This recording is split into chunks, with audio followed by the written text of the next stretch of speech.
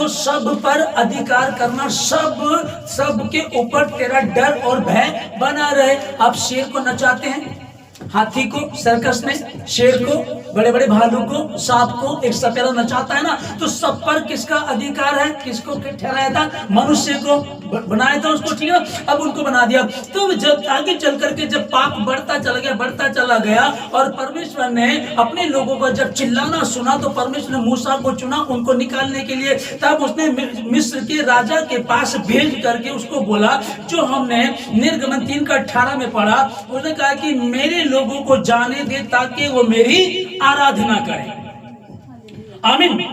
हमारी इब्रियों के परमेश्वर से भेंट हुई है और उसने हमसे कहा कि जाकर के फिरौन से के हमें जाने दे ताकि वो मेरी आराधना करे, मुझे बलिदान चढ़ा है। इसलिए परमेश्वर निकाल करके लाया था, इसलिए परमेश्वर ने उनको निकाला था। अब जो हम आगे देख रहे हैं इसको निर्गमन 32 का परमेश्वर को निकाल करके लाया था ताकि ये मेरी आराधना करें। ओके, ये चलते रहे, पाप करते रहे। तब परमेश्वर ने मूसा को अपने पास बुलाया, मूसा तू मेरे पास पहाड़ पर ऊपर, चट्टान पर ऊपर आ जा। तब ये ऊपर चला गया। फिर ये लोग कहने लगे, इजरायली लोग, मूसा जो हमें मिस्र से निकाल करके लाया था, हमको नहीं पता वो कहाँ गया, क्या कर रहा है, हमें उसका नहीं पता, और तो हमारे लिए ऐसा ऐसा कर, ठीक है ना। यानी कहा कि तब मूसा को गुस्सा है, मूसा ने हारून से बात की, हारून तू इनके साथ क्यों मिल गया, इनके पाप में तू क्यों शामिल हो गया, इनके झूठ में, इनके धोखे में, इनकी गड़बड़ी में तू क्यों शामिल हो गया। तब इसने कहा कि मेरे प्रभु का गुस्सा मुझ पर ना बढ़ के, क्योंकि तू तो जानता है इजरायलियों को, ये बहुत जल्दी गलती करते, पाप में पड़े रहते हैं, पाप में पड़े रहते हैं। इसीलिए अब ये फिर से इन्होंने क्या करना शुरू कर दिया, वही गलत काम करने शुरू कर दिए। हालेलुया, है ना। इन्होंने वही जब गलत काम करने शुरू कर दिए, फिर परमेश्वर इनको लेकर के चलता रहा। तब परमेश्वर ने कहा कि मैं नियम और कानून दूंगा, मैं व्यवस्था दूंगा, मैं एक संविधान दूंगा, तुम उसको इजरायलियों को बताना और वो उसके अनुसार चला करेंगे। तब परमेश्वर निर्गमन 20 अध्याय का जब हम देखते हैं, तो खून ना करना, तो चोरी ना करना, तो व्यभिचार ना करना, ये तो दिया नियम। अब ये नियम दे दिया और आगे दूसरी साइड फिर बताया, दांत के बदले दांत, आंख के बदले आंख, हाथ के बदले हाथ। जो व्यभिचार करता हुआ पकड़ी जाए,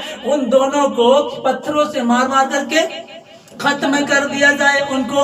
आज हम जो व्यवस्था को देखते हैं वही है ना। यदि कोई व्यभिचारी पकड़ा जाता है और साबित हो जाता है, 7 साल की सजा, उम्र कैद की सजा या फिर फांसी की सजा होती है ना, जो भारतीय संविधान हमको बताता है। तो हम इसको देखते हैं कि वहां कानून परमेश्वर ने दिए और सजा भी बताई। अब तक तो तुम लोग करते थे, बोला भाई व्यभिचारी हो गए, इसकी पत्नी उससे, उसका पति उससे, झंझट में पड़ रहे, चोरी कर रहे, पाप कर रहे, क्योंकि तुम गुलाम थे, तुम्हारे ऊपर कोई नहीं था, तुम्हारे पास कानून भी नहीं था। और यही हमारे साथ भी, जो हम भारतीय हैं, हमारे साथ भी तो यही होता था। ये 1950 में लागू हुआ, 1950 में लागू हुआ। उससे पहले कौन हम पर शासन करते थे? अंग्रेज करते थे, हम अंग्रेजों के गुलाम थे। उससे पहले मुगलों के गुलाम थे, हम गुलामी में थे। हम ठीक से पहन नहीं सकते थे, ठीक से खा नहीं सकते थे, ठीक से जिंदगी को जी नहीं सकते थे, हमको लगान देना पड़ता था। ये चलता रहा।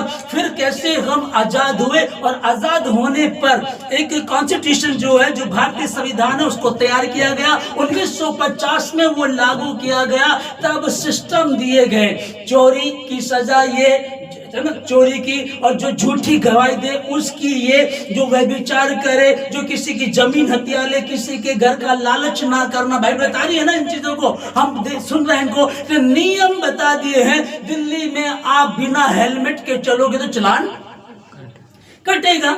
अगर आपको पता है कि भैया ये चोरी कर रहा हूं, पकड़ा नहीं गया तो ठीक है, और फिर चोर की मां कब तक खैर मनाएगी, जिस दिन पकड़ा जाएगा उसकी सजा क्या है हमको पता है। कानून हमारा ये बता रहा है। जब ये कानून आया तब सिस्टम से चलना शुरू हुए, और तब यहां हम जो देख रहे हैं, जो हमने पहला वचन पढ़ा कि हर एक व्यक्ति शासकीय अधिकारियों के अधीन रहे, क्योंकि कोई अधिकार ऐसा नहीं जो परमेश्वर की ओर से ना हो, और जो अधिकार है वह परमेश्वर के ठहराए हुए हैं। हालेलुया।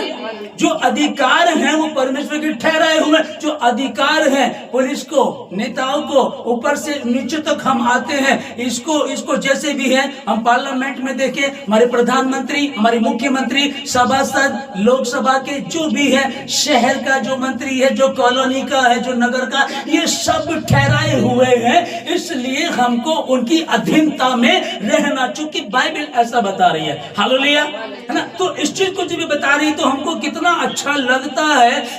अगर हम ये कहें कि नहीं मैंने इसको नहीं मानना है, तो कोई कह सकता है? कोई कह सकता मुझे नहीं मानना? कह के दिखाए कोई?